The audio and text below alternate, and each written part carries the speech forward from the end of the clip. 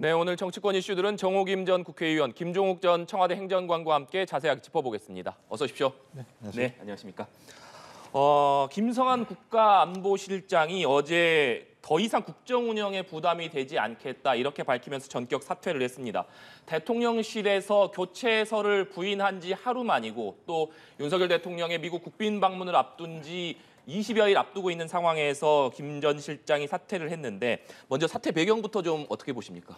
글쎄요, 지금 언론 보도상으로 보자면 사퇴 배경이 지금 국빈 방문을 하는 그 행사의 일환으로 유명 가수들이죠. 네. 블랙핑크와 레이디 가가 공연과 관련해 갖고 사전 조율을 하는데 7번이나 보고를 무시했다. 뭐 이런 얘기거든요. 그래서 김성한 실장이 경질된다는 이야기가 나오다가 또 오찬으로 그리고 비서실에서 그런 일은 없는 것으로 정리가 되는 듯하다가 하루 만에 네. 다시 이제 사임을 하는 것으로, 그리고 본인이 사임을 하면서 저로 인한 논란이 여기서 이제 정리가 됐으면 좋겠다는 얘기를 하다 보니까 뭔가 논란이 있었다라고 이제 추측만 할 뿐이고요. 네. 그리고 국민의힘에서는 읍참마속이라는 표현을 쓰지 않습니까? 그거는 김성한 실장이 뭔가 굉장히 큰 잘못을 해서 매우 가까운 사람임에도 불구하고 눈물을 머금고 지금 경질을 했다라는 얘기인데 그 속 내용에 대해서는 지금 상당히 설왕설래가 있습니다. 그런데 존 F 케네디 전 대통령이요. 네. 국내 정치를 잘못하면 선거에서 지면 그뿐이지만 외교를 잘못하면 모두 다 죽는다 그랬거든요. 그런데 특히 대일 외교뿐만 아니라 대미 외교는 우리에게 굉장히 중요한 사활적 이익이 걸려 있을 뿐만 아니라 기존의 동맹 관계 플러스 지금 그 반도체와 관련해서 동맹국임에도 불구하고 지금 대한민국의 반도체 기업에 갑질을 하는 게 아닌가라는 여러 가지 우려가 있단 말이죠. 그리고 자동차 산업과 관련한 인플레 감축법에 대해서도 우려가 많은 게 사실이에요. 네. 그리고 북한 핵 문제도 있고 그래서 우리가 해결해야 될 과제가 많은데 지금 대통령실의 외교 안보를 다루는 이 내부 사람들의 알력 내지는 이런 일로 해가지고 불협화음이 나온다라는 것은 매우 유감이죠. 네. 왜 김성한 안보실장이 사퇴를 했느냐 이 배경을 놓고서는 여러 가지 해석이 나오고 있습니다만 다음 달 윤석열 대통령의 미국 국빈 방문이 예정돼 있는 상황이기 때문에 이 정상회담이 마무리된 이후에 사퇴할 수도 있었을 텐데도 왜 굳이 이 시점에서 사퇴했느냐 이 부분을 놓고도 여러 가지 궁금증들이 나오는 것 같습니다. 그래서 아무리 안보실장이 잘못했다고 하더라도 왜 이 시점인가라는 부분과 관련해서는 고개를 갸우뚱할 수밖에 없는 상황인데요. 저희 한미 정상회담이라고 얘기하는 거고 또 한미동맹 70주년을 기념하는 네. 상황이고 말씀하신 것처럼 반도체 문제부터 시작을 해서 인플레이션 감축법과 관련된 우리 경제 문제, 그다음에 확장 억지라고 하는 북핵에 대비해서 어떤 성과물을 가지고 와야 하는 상황인데 이런 모든 부분들을 총괄했던 안보실장을 갑자기 사의를 표명하고 그걸 또 좀 수리를 하는 과정이 있었다고 얘기하면 저는 이 문제는 단순한 하나의 사안은 아닐 거라 생각이 듭니다. 좀 그렇다면 이 부분들은 뭐 주변에서 추측을 하는 겁니다만 안보실 내부의 권력 갈등이 있었거나 아니면 항상 있어오는 늘공과 어공이라고 얘기하죠. 외교안보 공무원들과 비서실 간의 갈등의 문제, 이런 문제들이 누적돼 있었던 것이 아닌가 생각이 들어요. 왜냐하면 이미 한일 정상회담 이전에 의전 비서관이 스스로 사의를 네. 표명했습니다. 한미 정상회담을 앞두고 이번에 또 외교 비서관이 사의를 표명을 했어요. 그래서 뭐가 문제가 있는 거 아닌가라고 하는 다양한 추측들이 있었는데 거기에 가장 중요한 안보실장이 사의를 표명했고 대통령이 수용했다라고 얘기하면 누적된 결과가 있을 것이고 이대로 계속 진행을 했을 때 소위 한미 정상회담이 소기의 성과를 거둘 수 없다. 오히려 과정에서 상당히 많은 잡음들이 발생을 할 거다라고 저는 판단했다는 생각이 들거든요. 그러면 국민에게 설명을 하셔야 돼요. 왜냐하면 말씀하신 것처럼 정쟁이야 막 할 수 있는 겁니다. 하지만 외교는 우리의 국익, 그다음에 국민의 안전이 걸린 문제이기 때문에 이 문제와 관련해서 왜 한미 정상회담을 앞두고 이런 경질성 사의 표명이 있었는지에 대해서 설명을 해야 되는데 설명을 안 하니까 갑자기 문화행사 문제, 레이디 가가와 블랙핑크 얘기가 나오는 상황이 되면 국민들이 이 외교안보 라인을 신뢰하겠습니까? 외교안보의 핵심은 신뢰입니다. 신뢰를 잃을 수밖에 없도록 대통령실이 지금 해명을 하고 있어요. 저는 오히려 사실대로 해명하는 것이 훨씬 더 좋은 정도라고 생각을 합니다. 네. 김 전 실장이 사퇴하게 된 배경을 소상하게 국민들께 좀 알리는 게 좋지 않겠느냐 이런 말씀이신데 어제 있었던 일련의 과정을 다시 한번 짚어보면 오후 5시쯤에 김성한 실장이 기자들에게 사의 표명하는 의사 입장문을 보냈고 약 50분 지난 뒤에 대통령실에서 브리핑을 갖고 김성한 실장의 사의를 수용하고 후임으로 조태용 주미대사를 임명했다, 내정했다 이렇게 곧바로 밝혔습니다. 이 과정이 굉장히 1시간도 안 돼서 빠르게 이루어졌기 때문에 이 배경을 놓고서도 여러 해석들이 나오는 것 같습니다. 한 달밖에 안 남았기 때문에 그만큼 미국 일정이 매우 중요하다라는 그런 어떤 중요성이 반영된 부분도 있겠지만 제가 생각할 때는 이미 주미 대사를 외교안보실장으로 임명해야 되겠다라는 결정이 사전에 내려진 것이 아닌가. 그렇지 않고서 어떻게 그렇게 속전속결로 이루어지겠습니까? 그런데다가 지금 미국의 국빈 방문과 관련해 갖고 사전 조율하는 데 있어서 주미 대사도 역할을 했을 것이고 관련해서 뭐 팔로우업이라든지 피드백도 다 같이 했을 테니까 그리고 지금 또 주미 대사가 또 공석이 되잖아요. 그 부분은 또 외교부 차관이 한다 그러더라고요. 어찌됐든 간에 돌려 막았어요, 일단은. 그런데 앞으로 중요한 거는 이제 한 달여 남은 미국 방문에 있어서 우리가 어떤 실질적인 소기의 성과를 가져오느냐. 제가 그 부분이 좀 안타까운 게 사실 블랙핑크는 전 세계적으로 대한민국이 자랑하는 훌륭한 아이돌 그룹이지만 지금 이 한미 정상회담에서의 요점이 블랙핑크나 레이디 가가여서는 안 되는 거거든요. 마치도 한일 정상회담에서 오므라이스가 주요 화두가 되어서는 안 되듯이 그래서 그런 부분 때문에 정부에서도 신경을 많이 쓸 거라고 기대하고 있습니다. 네. 김성한 국가안보실장 사퇴를 놓고 여야의 반응은 극명하게 엇갈리고 있습니다. 발언 듣고 대담 이어가도록 하겠습니다. 뭐 갑작스런 교체이긴 합니다만 대통령께서 아마 읍참마속의 심정으로 그런 인사 결정을 한 것이 아닌가 저는 나름대로 그렇게 평가하고 있습니다. 공직을 수행하면서 오로지 공무 수행에만 전념하는 모습으로 당과 또 우리 정부가 운영되었으면 하는 것이 제가 가지고 있는 바람입니다. 바로 다음 달 있을 방미를 앞두고 밤을 새워 전략을 짜도 모자를 대통령실이 대책은 고사하고 온갖 풍문의 진원지가 되고 있습니다. 며칠째 증폭되기만 하는 국민 우려를 깨끗이 불식시키기 위해서라도 윤석열 대통령은 명백히 이유를 설명하기 바랍니다. 네, 들으신 대로 김성한 실장의 사퇴를 놓고 여러 가지 설들이 흘러나오면서 국민의힘에서는 이것을 좀 진화하려는 모습을 보이고 있습니다. 특히 김기현 대표는 공직을 수행하면서 오직 공직에만 전념해야 된다 이런 점을 강조했는데 의원님 이 발언은 어떤 의미라고 해석을 해야겠습니까? 공직을 수행하는 사람은 공직에만 전념해야 되죠. 국회의원들도 마찬가지예요. 공직에만 좀 전념하시고요. 좋은 얘기 했는데요. 그 내부의 속사정에 대해서는 말할 수 없지만은 함의가 있으리라는 생각은 들어요. 그리고 제가 볼 때는 지금 뭐 여러 가지 해석들이 나오는데 그 안에서 알력 다툼이 있었던 것이 가장 큰 요인이 아닌가 이런 생각이 들거든요. 근데 중요한 대통령의 외교 일정을 앞두고 안에서 이런 식의 어떤 그 소위 권력 투쟁에 준하는 알력이 있어서 공직에만 전념하라라는 당대표의 얘기가 나왔다라는 것이 정말 씁쓸하고요. 어찌됐든 간에 지금 야당에서도 국익을 생각한다면 지금 바쁜데 왜 갈았느냐 그러면서 바쁜데 설명하라 그러는 것도 사실은 그렇게 맞지가 않아요. 그러니까는 정부가 일관성과 연속성을 가지고 요번에 미국과의 외교에 있어서 제가 아까도 강조했듯이 그 경제 위기의 상황에서 지금 반도체 그다음에 IRA와 관련해서 미국으로부터 어떤 양보를 받아내느냐 굉장히 중요하고요. 미국의 하원 의장도 지금 동맹국과 관련해서는 이런 배려를 해야 되지 않느냐라는 얘기가 나오는데 민주당 정부가 상당히 경직된 자세를 취하거든요. 오히려 외교는 거기에 집중돼야 된다고 생각합니다. 네, 어떻게 좀 보십니까? 일단 말씀하신 것처럼 세계은행이 얘기한 게 앞으로 잃어버린 10년이 될 수도 있다라고 얘기하고 있고 세계 경제가 가장 낮은 성장을 할 거다라고 얘기하면 우리도 마찬가지 아니겠습니까? 그렇다면 한미 정상회담을 통해서 얘기했던 다양한 경제적인 성과물들을 가져와야 되는 측면이 분명히 있는 거죠. 그리고 또 안보도 튼튼해야겠죠. 북핵 위협이 계속 상존하는 상황이면 우리 경제가 안 좋은 상황이겠죠. 그러니까 계속 민주당은 묻는 겁니다. 왜 이런 상황에서 민주당 말이 아니잖아요. 스스로 내부에서 국가안보실장이 사의를 표명하고 대통령을 그 수용하는 과정이 있었다고 얘기한다면 무엇이 문제인지 국민은 알 권리가 분명히 있다는 생각이 들고요. 또 하필이면 한일 정상회담이 내부에서는 나름대로 성과라고 얘기했는데 성과를 가져오자마자 소위 일본의 외무상 같은 경우는 강제징용이 없었다고 얘기하고 있고 역사 교과서 바꾸는 상황입니다. 이런 그러니까 정부가 얘기하는 성과라고 하는 것이 성과로 국민에게 인정되지 않는 상황이 존재한다면 저는 사실대로 설명해야 한다는 거고요. 더 큰 문제는 김기현 당대표도 제가 볼 때 설명을 이상하게 했어요.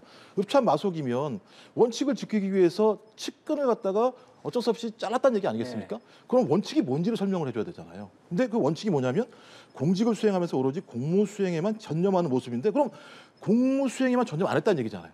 그럼 그 내부의 정치적 이익을 위해서 갈등이 있었다는 얘기를 스스로 입으로 설명을 하시는 거예요.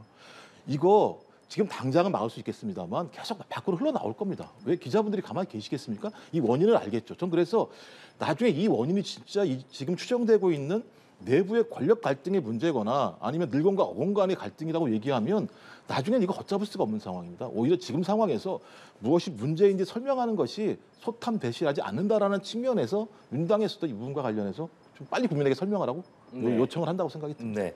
김성한 실장이 사퇴를 했고 또 내년 총선이 다가오고 있는 상황이니만큼 권영세 통일부 장관이라던가 박진 외교부 장관이 국회로 돌아갈 가능성이 있지 않겠느냐. 그렇기 때문에 외교 안보 라인의 추가적인 개편이 이어지지 않겠느냐. 이런 관측들도 계속 나오고 있습니다. 이 부분은 어떻게 전망하십니까? 그것도 자연스러운 관측이라고 생각해요. 원래 국회의원이었는데 네. 지금 장관직을 수행하고 있지 않습니까? 그런데 사실 대통령제 하에서는요.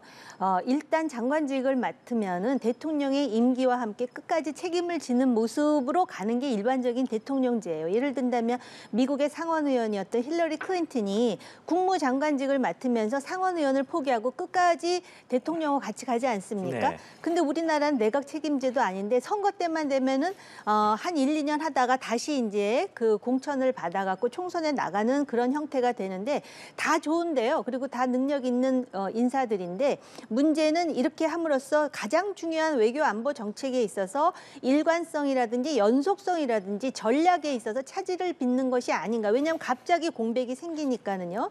그런 그 걱정이 좀 생기고요.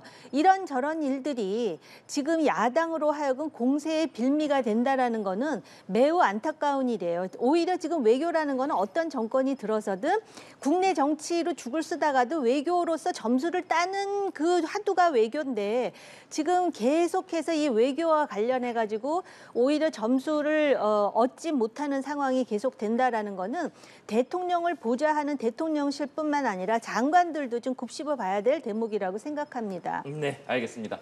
주제를 좀 바꿔보겠습니다. 대장동 50억 클럽 특검 법안이 오늘 국회 법제사법위원회에 상정이 됐습니다. 하지만 여야는 거센 공방을 이어갔는데요. 법사위 주요 발언 듣고 오시겠습니다.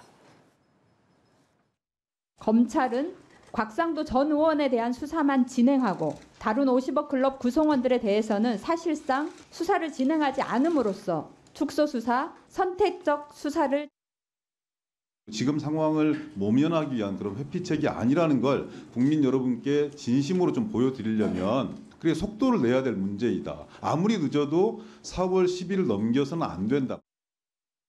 이미 수사가 거의 마무리된 대장동 사건 전체를 특별검사에게 넘기기 위해서 특별검사의 수사 대상을 무한정 확대하려고 한다면 그 의도는 명확한 것이고 결국 김 여사는 성역 중에 성역이라는 게 다시 한번 확인된 셈인데 위원장님께 김건희 여사 특검법 상정도 필요하다는 말씀 다시 한번 드립니다. 그 1심 판결에서 김건희 여사의 주가 조작 혐의가 인정되지 않는다라는 것이 간접적으로 증명이 된 것입니다.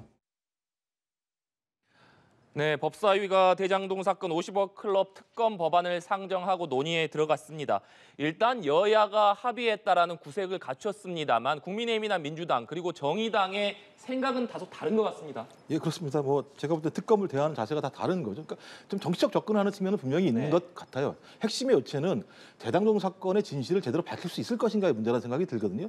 대장동 문제는 두 개의 축이 있습니다. 지금까지 검찰이 소위 70여 명의 검사를 투입을 해서 330여 회의 압수수색을 하고 계속적인 피의사실 공포를 하면서 뭔가 유죄가 될 것처럼 얘기했던 대장동 일당이라고 얘기하는 사람과 정진상 그다음에 그 김용 이재명 당대표라고 한 축이 있고요. 제가 계속 수사를 하지 않았던 그러니까 부산저축은행을 통해서 대장동의 토지를 구입할 수 있었던 시드머니를 만들었고 그 시드머니를 만드는 과정에 수사가 있었는데 이 수사가 무마된 것인지에 대한 하나의 내용과 그다음에 금융권의 컨소시엄을 만들 때 이 컨소시엄을 만드는 과정에서 50억 클럽들이 어떤 도움을 줬는지에 대한 문제.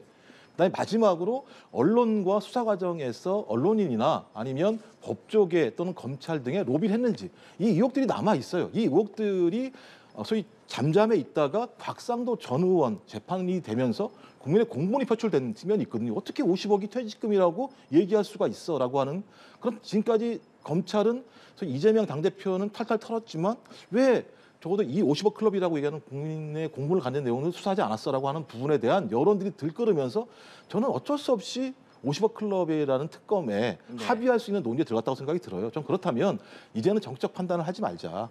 이 부분 같은 경우는 아주 공정하고 상식적인 특검을 만들어서 여기에 맡기고 그야말로 좀 민생에 좀 한번 여야가 열심히 한번 해보자 이렇게 얘기를 저는 드리고 싶은데 이렇게 말씀을 드려봤자 결론적으로 가면 제가 볼 때는 서로에게 유리한 특검법들을 만들기 위해서 계속 예를 들면 정쟁만 할 거라 생각이 들어요.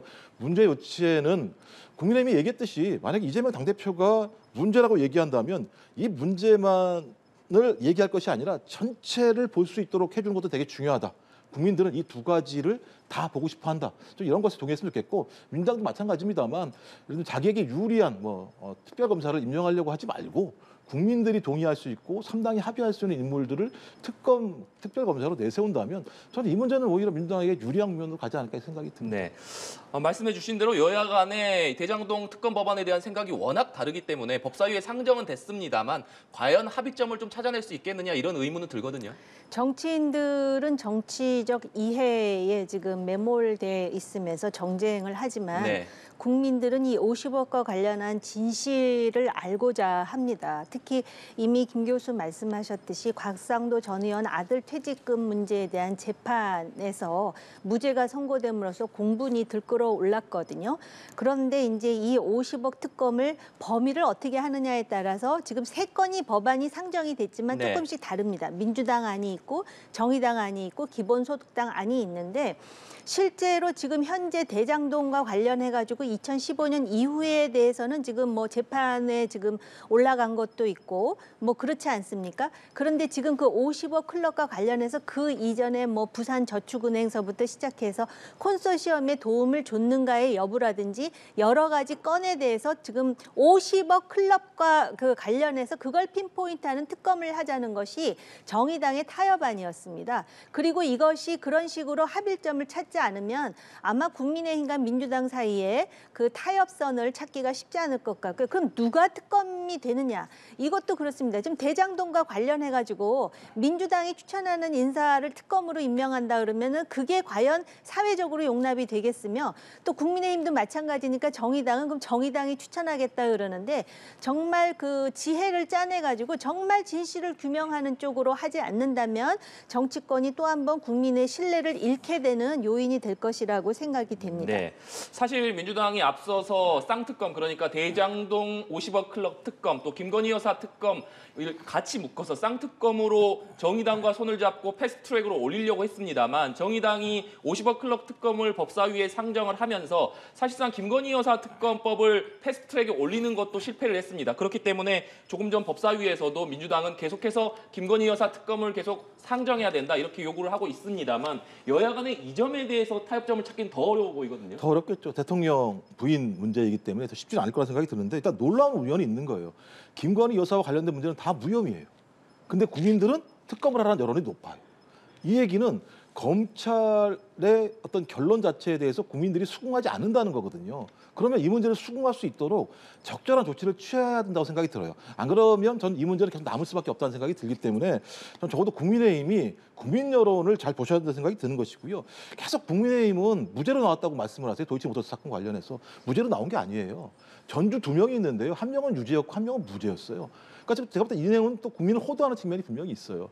많은 국민들은 대장동에 대해서도 의구심을 가지고 있습니다만 김건희 여사 문제와 관련해서 의구심을 가지고 있습니다. 그래서 쌍특검 얘기가 나왔던 것이고 국민의 의구심으로 가지고 있는 부분에 대해서는 어떤 형태로든지 국회와 정당이 거기에 대한 응분의 예를 들면 조치를 취해야 된다는 생각이 드는 것이고 응분의 조치를 취하려면 대통령이 임명한 법무부 장관과 검찰총장이 있는 그 검찰에서 김건희 여사를 수사하면 그것은 공정하다고 생각하겠습니까? 전 이 문제는 만약에 수사를 하게 된다면 특검이 할 수밖에 없는 영역이라는 생각이 들고요. 그래서 이 부분에 대해서는 그런 얘기 했었잖아요. 그 이재명 당대표한테 떳떳하면 수사 받아라 이렇게 얘기한 거 아니겠습니까?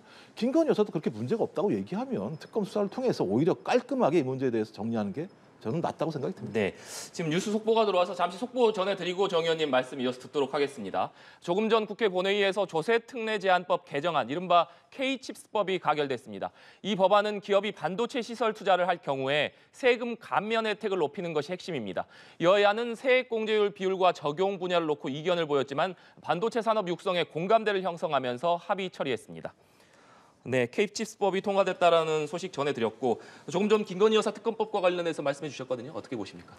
지금 그 김건희 여사와 관련한 검찰의 태도 그리고 그 50억 클럽과 관련해 가지고도 왜 50억 클럽에 대해서는 수사가 이렇게 더디냐라는 국민들의 질타가 사실은 있었어요. 여론조사를 해보면. 근데 지금 30일 오늘 압수수색을 한 거 아닙니까? 박영수 특검과 그다음에 그 당시에 같이 박영수 특검과 함께 특검보의 역할을 했던 양재식 변호사의 사무실과 주거지를 압수수색을 하면서 법무부 장관이 이런 말을 합니다. 지금 이 대장동과 관련해서 엄청나게 그 수사하는 그 인원이 보강이 되었고 지금 과거의 대장동 수사하는 검찰들이 아니기 때문에 굉장히 그 치밀하게 지금 수사를 하려고 그러는데 여기서 특검법이 통과되면은 이 수사 과정에서 혼선과 비효율이 생길 수도 있다 이런 이야기를 하더라고요.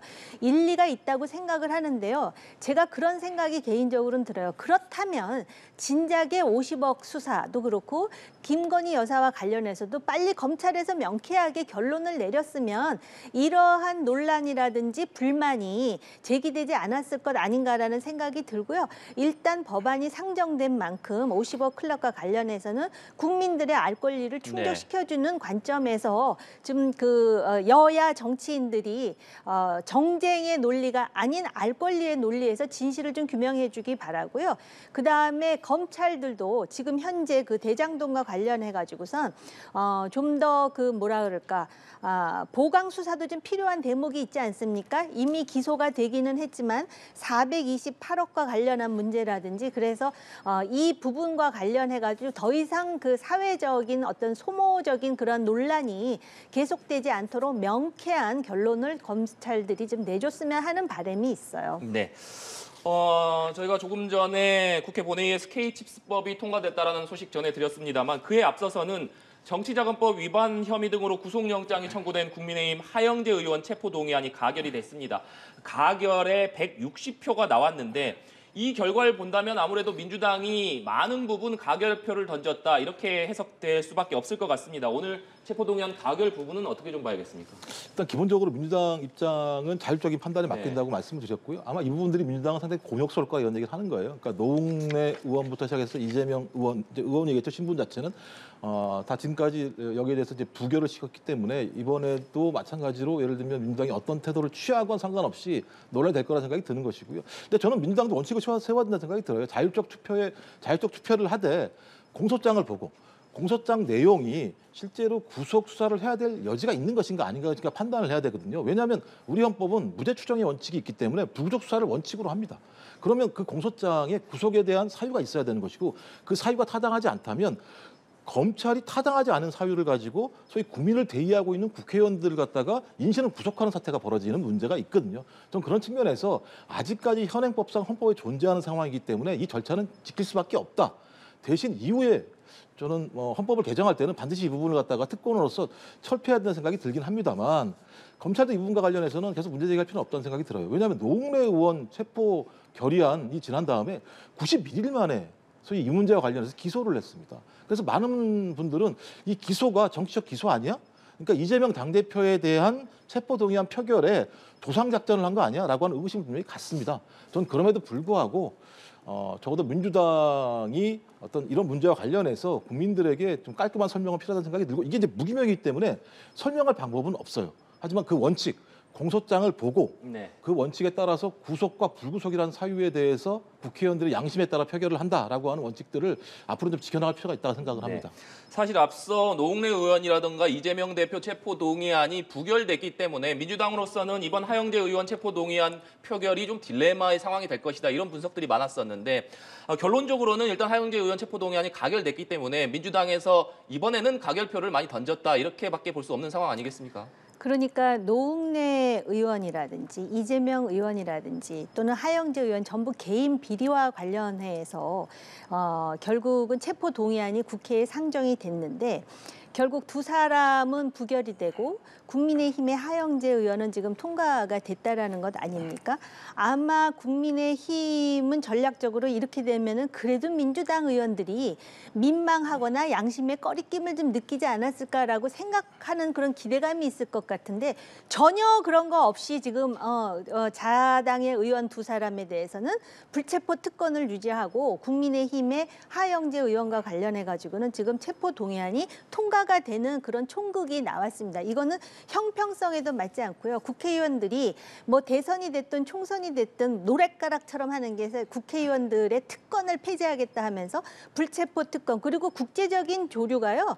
불체포 특권뿐만 아니라 국회의원들이 책임 없이 함부로 발언해서 명예를 훼손하거나 사실과 관련 사실이 아닌 이야기를 국회의장에서 얘기하는 그 면책 특권마저도 통제해야 된다라는 게 지금 글로벌한 그런 추세임에도 불구하고 말로만 폐지한다 그러고 폐지를 하기는커녕 뭐 이런 당장 이런 상황이 도래하면 정치 탄압이다라는 그런 장막 속에서 자당의 소속 정치인들을 보호하는 그런 어떤 수단으로 쓴다라는 것이 정말 개탄스럽기 짝이 없고요.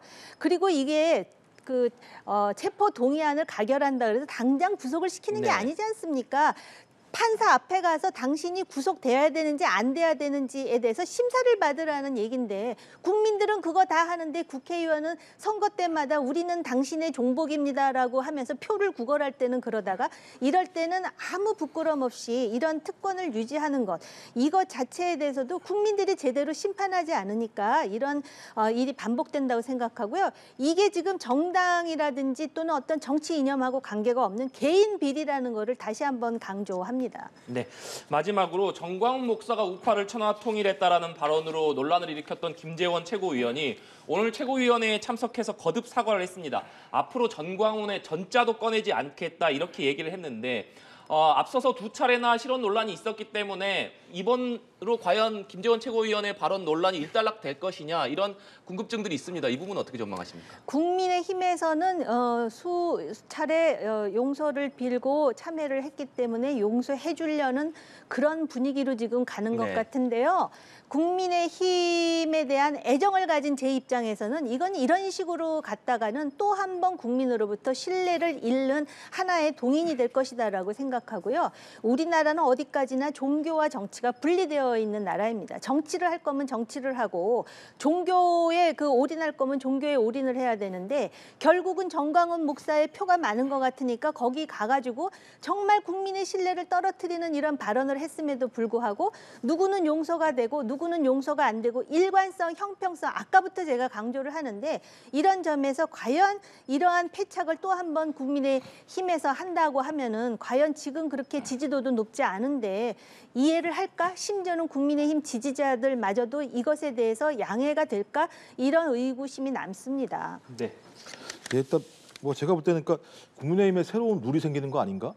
적어도 큰 실수를 3번을 해야 그때부터 어떤 조치를 취하는 거 아닌가? 내용 자체가요 너무 큰 내용들이에요. 광주 5.18 민주화운동이라고 얘기하는 건 소위 지금 현직 대통령께서 후보 시절에 헌법 전문에 담겠다고 얘기한 내용입니다. 그다음에 당원 당규에도 이 내용이 들어가 있는 내용이에요. 근데 수석 최고위원이라고 얘기하는 건 최고위원 중에서 가장 많은 표를 받으신 분이 소위 광주 민주화운동을 부정하는 발언들을 한 것이고요. 이렇게 되면 과거의 탄핵 이후에 소위 국민의힘이 새롭게 국민에게 선보이려고 했던 김종인, 그다음에 이준석, 그다음에 윤석열 대통령이 광주에서의 무릎을 꿇고 눈물을 흘렸던 모습들 자체가 다 거짓말일 수도 있다라는 생각을 할 수밖에 없는 측면들이 분명히 있습니다.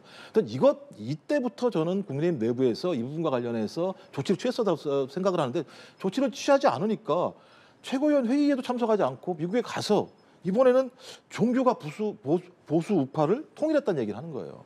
이거 중도층 표 떨어지는 문제이고 말씀하신 것처럼 헌법에 명기되어 있는 저희 정교 분리의 원칙들을 깨버리는 겁니다. 그러니까 헌법을 부정하고 민주주의와 인권을 부정하는 발언을 수석 최고위원이 하고 있는데 거기에 대해서도 아무런 조치를 취하지 않겠다고 얘기하면 그 정당이 상식적인 정당인가라고 국민을 물을 수밖에 없다. 저는 김기현 당대표가 윤 대통령의 윤심을 가지고 당대표가 됐다고 얘기한다면 여기에 대해서 빨리 일정한 입장을 취하고 조치를 취하는 게 합당하다고 생각합니다. 네, 알겠습니다. 오늘 두 분 말씀은 여기까지 듣도록 하겠습니다. 지금까지 정호김 전 국회의원, 김종욱 전 청와대 행정관과 함께 얘기 나눠봤습니다. 오늘 말씀 고맙습니다.